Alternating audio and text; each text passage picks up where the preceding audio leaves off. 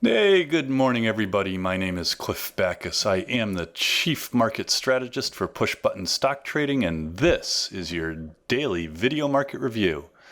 But before we start, as a friend of mine frequently asks, if I was stranded on a desert island, what would I need? Well, I'd need three pieces of software: highgrowthinvestors.com, freestockcharts.com, and MarketSmith.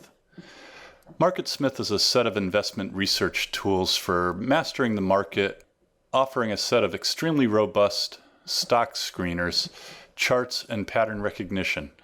More importantly, we use MarketSmith to generate our stock checklist, which we use to develop our universal watch list. Take a free trial of MarketSmith.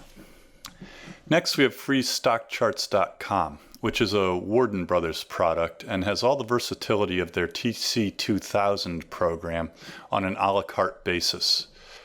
These are the charts we use in our daily video market review. I use the premium version, but they also offer an advertising-driven free version.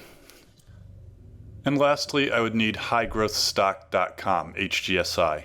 HGSI is a remarkably versatile product that I use for analyzing and screening data. The Spectrum Analyzer is an HGSI product, and you can get a 1-month free trial of highgrowthstock.com, and you don't even need a credit card. And that's our commercial for this week. As they did all week, stocks traded in a narrow range again Friday. Shares gave up early gains, closing at the lows for the day on heavier trading volume, giving both the S&P 500 and the Nasdaq another distribution day. After 5 days that featured very tight trade, the Nasdaq ended the week up 0.43%, the S&P 0.2%. While the Nasdaq held support at its recaptured 2008 to August trend line, the S&P closed below that level, but held support at its 200-day moving average. Both have advanced 11% from their September lows. For the month of October, the S&P added 8.3%, the Nasdaq 9.38%. Declining issues edged advancers on Friday. New highs bettered new lows by a single issue. Large capitalization stocks outperformed small again Friday and are outperforming on a 10-day moving average basis. Large caps outperforming is behavior less typical of a bull market. Our swing timing model is showing a short-term extremely overbought condition in the market, so be careful. Longer term, our market timing model on both the Nasdaq and the S&P 500 remain on buy signals, indicating that aggressive traders should not be increasing margin on their portfolios. Maintain your current margin levels and let your trailing stops take you out of your current positions. More conservative traders can continue to redeploy capital on the long side, keeping their stops in place. The O'Neill market timing model is indicating a confirmed uptrend in the market. Distributions piling up. According to my count, the Nasdaq has 6 distribution days, the S&P 500 has 5 since the follow-through day on October 2nd. Investors Business Daily keeps a more sophisticated count than I do, and they have the distribution count at a more bull-friendly 3 for the Nasdaq and 5 for the S&P. Distribution is a sign of institutional selling in the market, and too much distribution over a short period of time can indicate that the uptrend may be in trouble. All of our timing models are bullish, but our swing timing model is indicating a short-term extremely overbought condition in the market. While overbought markets can become more overbought, short-term caution is advised. That being the case, the bulls may want to take advantage of any short-term correction. We're now a month into the confirmed uptrend. Traders should be fully invested or nearly so, keeping your stops in place and being sure to follow your written rules. Okay, let's take a quick look at our Spectrum Analyzer. What we're looking at here is HGSI, High Growth Stock Investors, universe of more than 8,000 stocks, sorted by a combination of the most powerful stocks in the most powerful industry groups. We've made a group of the top 100 stocks in that sort. The reason we look at this is that by noting where the strength in the market is on a daily basis, we can get an idea of where the power in the market is rotating to. The basic premise of momentum trading, which is what we're doing here, is that we need to identify where the power is and get out in front of it. So let's plug these stocks into our spectrum analyzer and see where the strength in the market was on Friday. On Friday, of the top 100 stocks in the market, 7 were semiconductors, 6 were internet-based services, 6 were commercial and residential building equipment and systems. We had 6 automotive retailers, and rounding out the top 5, we had refining and marketing, airlines, auto parts, and other commercial services, all with 4 stocks in the top 100. Let's take a look at the Russell 2000 today. What we're looking at here is the Russell 2000, and the reason that I want to take a look at this is I want to point out this downtrend that we have in the Russell. The Russell hasn't gotten out of this downtrend that it's been in since June of this year, while the Nasdaq and the S&P 500 both have. The Russell has been struggling with resistance down here in the 1170 area, and I'm not going to feel completely comfortable about the rally in the market until the Russell's able to take out this trend line and take out the 1170 area. Let's take a look at what the Nasdaq Composite's up to. On Friday, the Nasdaq Composite closed down 20.52 points, or 0.4%. We closed right at the bottom of the trading session as early gains gave way to late day weakness. The market closed at 50.53, and we held this trend line that goes all the way back to 2008. Trading volume on Friday was higher than the prior day, giving us a distribution day. A distribution day is a day of professional selling, and it's defined as any day where an index falls at least 0.2% on heavier trading volume than the prior day. Too much distribution in a short period of time can derail a bull market. Right now, for you followers of William O'Neill, we are in a confirmed uptrend. We have been since October 2nd. We have, by my count, a total of 6 distribution days since that confirmed uptrend. According to Investors Business Daily, we don't count these 3 days. And so they have a distribution count of 3 distribution days over that same period of time. Nasdaq right now is bracketed by support at this trend line that we noted earlier, and resistance near its prior high in the 51.64 area. As we noted earlier in this video, our swing timing model is indicating an extremely overbought short-term condition in the market, and so I would expect a sell-off. As long as we hold the 5,000 level in the Nasdaq, I think we're in pretty good shape. Let's take a look at the S&P 500. S&P on Friday was down 10.05 points, or just under 0.5%. We closed at 2079. Like the Nasdaq, the S&P closed at the very bottom of its daily trading range, giving back early gains to put in a very weak close. The S&P had taken out this trend line. This trend line is the 2008 to August trend line.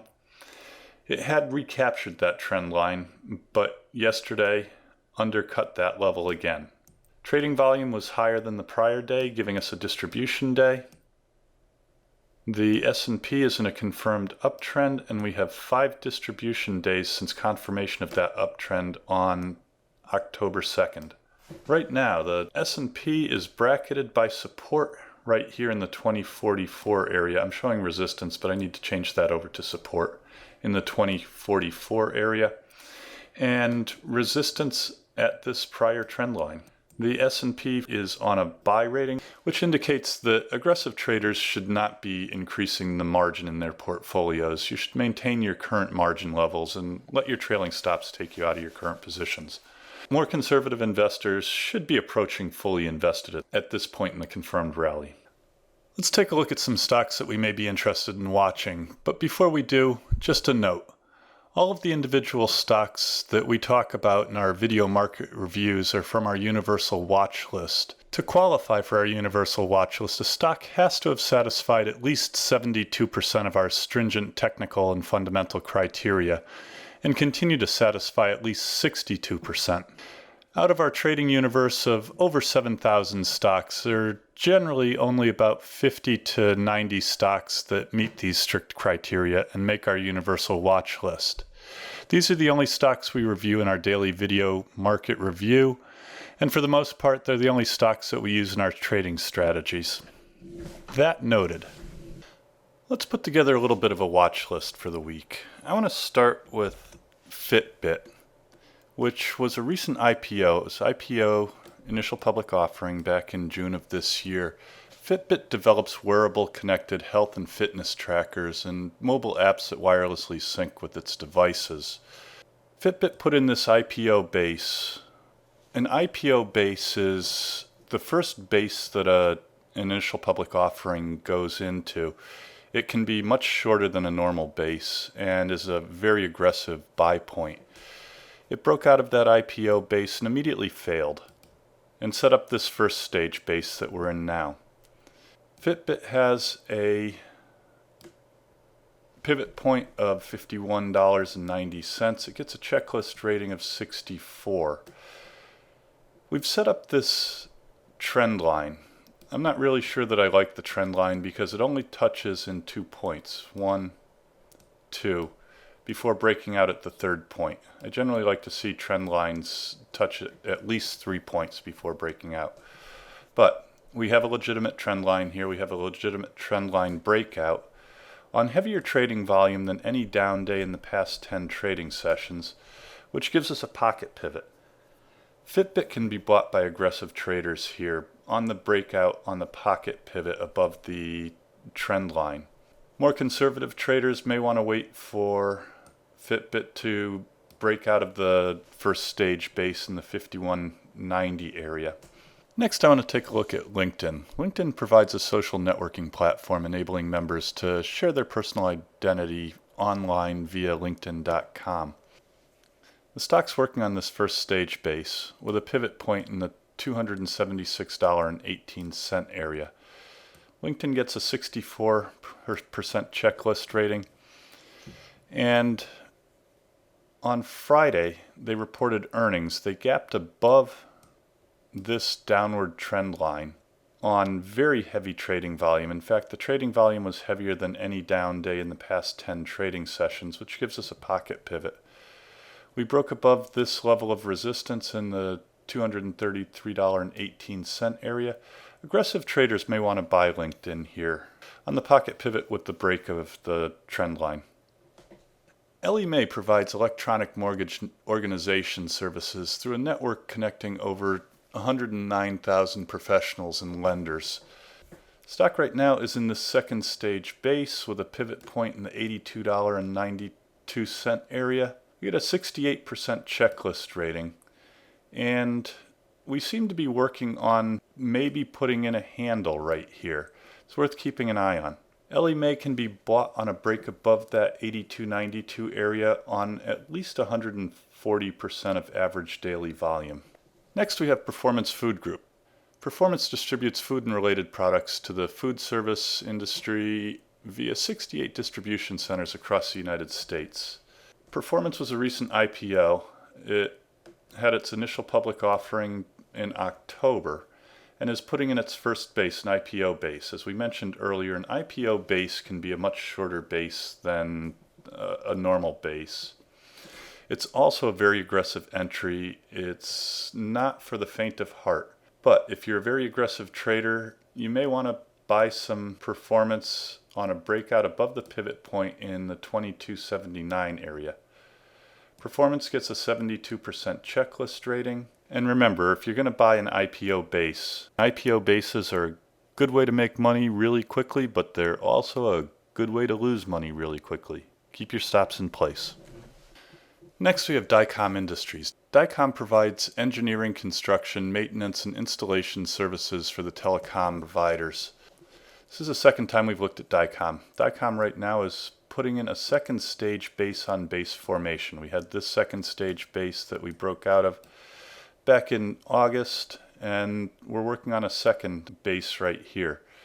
Dicom gets a 68% checklist rating. We have a pivot point of 85.85. For more conservative traders, you can buy Dicom on a breakout above the 80.85 area on at least 140% of average trading volume. And the final stock I want to take a look at is an old favorite. Gray Television owns and operates television stations in 44 television markets, broadcasting 140 programming streams. Stock right now is in this first stage base. Notice how we undercut this second stage base, resetting our base count. We have a pivot point in gray of 1807 and a 68% checklist rating.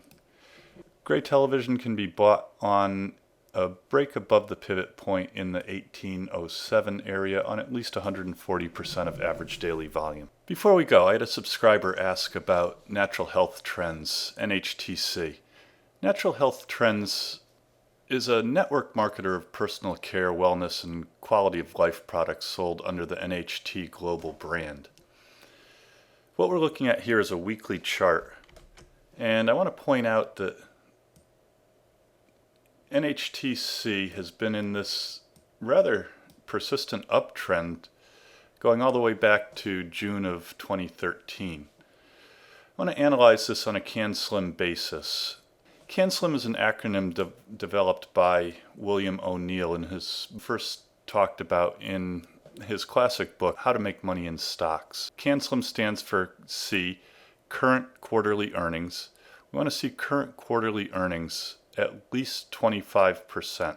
Over the past 8 quarters, NHTC has certainly met that 25% earnings growth criteria. The worst quarter was 100% growth 2 quarters ago. Sales have also achieved that same type of growth, which is what we want to see. Next, we look at annual earnings. CAN-SLIM, CA, annual. Annual earnings growth has been 110% over the past 3 years. NHTC is trading at 15 times earnings, so it certainly isn't expensive by any means. Return on equity is 125, easily topping the 17% return on equity that we look for. Up-down ratio is 1.7, indicating that on days when the stock trades higher, it generally trades 1.7 times as many shares as it does on days when it trades lower. Let's take a look at the daily chart. The N in CAN-SLIM stands for a new product or service or a new price high. NHTC, you can see, has recently put in this new price high. Shares outstanding. We want to see an average daily volume of at least 1 million shares. Average daily volume for NHTC is only 310,000, so that's not really the ideal situation. NHTC is a leader in its industry. That's the L in CAN-SLIM, and it gets a industry group rating of A, which is the I in CAN-SLIM. M stands for market. We want to see the market in an uptrend, and as we've seen earlier, all of our market timing indicators are indicating that the market is in a confirmed uptrend. And so we need to analyze NHTC's base structure. We appear to have been setting up a nice cup base in NHTC. The problem with this base is from its high of $44.75 to its low of $20, we corrected over 50%. The maximum correction that you can see in a cup base is 30%. And so this base is way too deep to qualify as a cup base. And so we need to put in a new base in this area right here before we can actually buy Natural Health Trends according to O'Neill. That's about all I have for today. If you want to talk about any of the stocks mentioned today or any of our market strategies, please feel free to give me a call, drop me an email, or make an appointment. Come by the office, see what we're up to. Contact information is on the home page. Please take a minute to go to our subscription page and subscribe to Push Button Stock Trading. You can also follow us on Twitter at PushButtonStock. Again, my name is Cliff Backus. That's your daily video market review. Have a safe and profitable day. Keep your stops in place, and I will see you again tomorrow. Please stay tuned for our important disclaimers. All the best. Disclaimers. Push Button Stock Trading Video Market Review is produced and edited by Clifford B. Backus. Mr. Backus is a Senior Vice President of Investments, Technical Analyst, Portfolio Manager, and Partner with the investment firm of Ohanneson Liqueurs Incorporated. Video Market Review is produced solely for the benefit of our clients, friends, and colleagues. Anything written, stolen, and/or plagiarized in this publication is done without malice. Further, the analysis and opinions expressed in this publication are strictly those of the editor and not of Ohanneson Liqueurs Incorporated, its affiliates, subsidiaries, or any of the officers or employees of Ohanneson Liqueurs, Inc. On that note, we submit the following. The analysis, calculations, and evaluations presented herein are based on data and assumptions Ohanneson Liqueurs Incorporated believes to be accurate. Ohanneson Liqueurs Incorporated makes no representation that such analysis or calculations are accurate or that such valuations represent levels at which actual trades may occur. This report has been prepared from original sources, except where otherwise noted, and data we believe to be reliable. Ohanneson Liqueurs, Inc., its affiliates and subsidiaries, and/or their officers and employees or their families may from time to time acquire, hold, or sell a position in the securities mentioned herein. Moreover, opinions may differ from one entity to the next. If we are used in connection with the purchase or sale of any security discussed in this report, we may act as principal for our own account or as agent for both the buyer and the seller. Push-button stock trading is dedicated to the education of friends, clients, and paid subscribers. Push-button stock trading is an information service only. The information provided herein is not to be construed as an offer to buy or sell stocks of any kind. Push-button stock trading is created to aid subscribers in making informed investment decisions based wholly or in part on technical analysis. It's possible that at this time or some subsequent date, the editors of push-button stock trading may own, buy, or sell the investments presented. All investors should consult a qualified professional before making any investment. The information provided has been obtained from sources deemed to be reliable, but it is not guaranteed as to the accuracy or completeness. The editors of push-button stock trading make every effort to provide timely information to subscribers, but cannot guarantee specific delivery times due to factors beyond our control.